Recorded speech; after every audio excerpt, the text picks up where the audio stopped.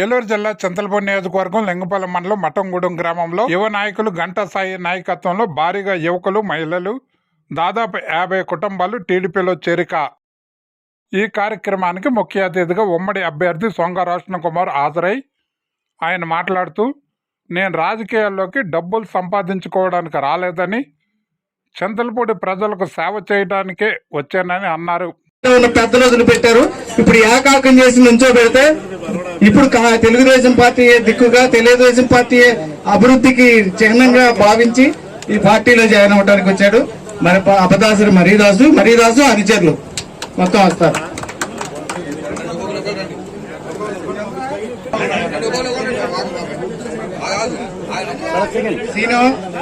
Scene మీరందరూ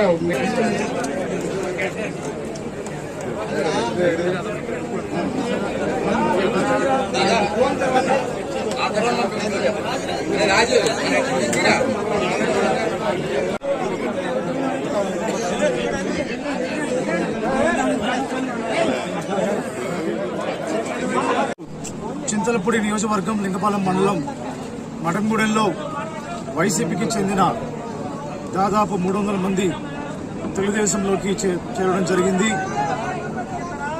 ఈ యొక్క చేరికలు గంటా సాయి గారి ఆధ్వర్యంలో మరి పెద్ద ఎత్తున తెలుగుదేశంలోకి చేరికలు జరిగాయి. మరి దీంతో అర్థమవుతా ఉంది మఠంగూడెంలో వైసీపీ అంతా కూడా మటాష్ అయిపోయింది. ఇక్కడ వార్ వన్ సైడ్ అయిపోయింది తెలుగుదేశంకి.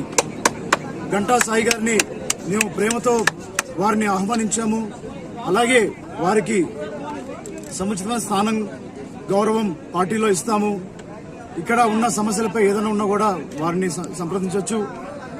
అలాగే తెలుగుదేశం జనసేన బీజేపీ ఉమ్మడి పార్టీ తరఫున మేము వారికి మఠంగూడెం గ్రామానికి ఎప్పుడు కూడా తోడుగా ఉంటామని చెప్పి మీడియా ముఖం ద్వారా నేను చెప్తున్నాను.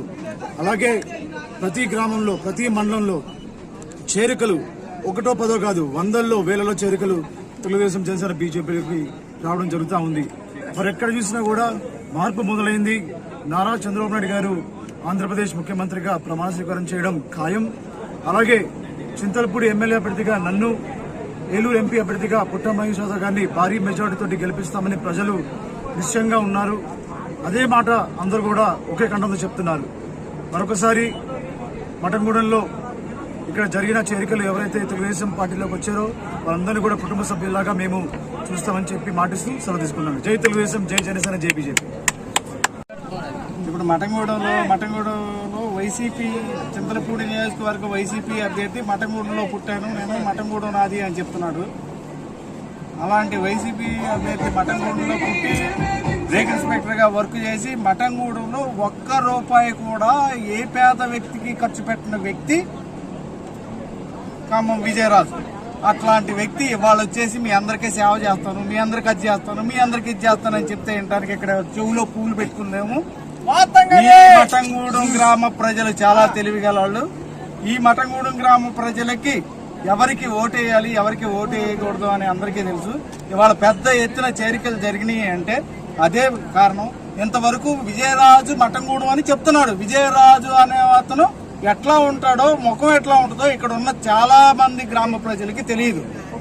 అట్లాంటిది ఇక్కడ మఠంగూడెం గ్రామం నాది అంటే ఇక్కడ ఏ సేవ చేయకుండా ఏమీ చేయకుండా వచ్చేసి ఇవాళ ఓట్లు వేసేయమంటే వేసేయడానికి మఠంగూడెం గ్రామ ప్రజలు సిద్ధంగా లేరని మీ అందరి ఈ మీడియా ముఖంగా తెలియజేస్తున్నాం.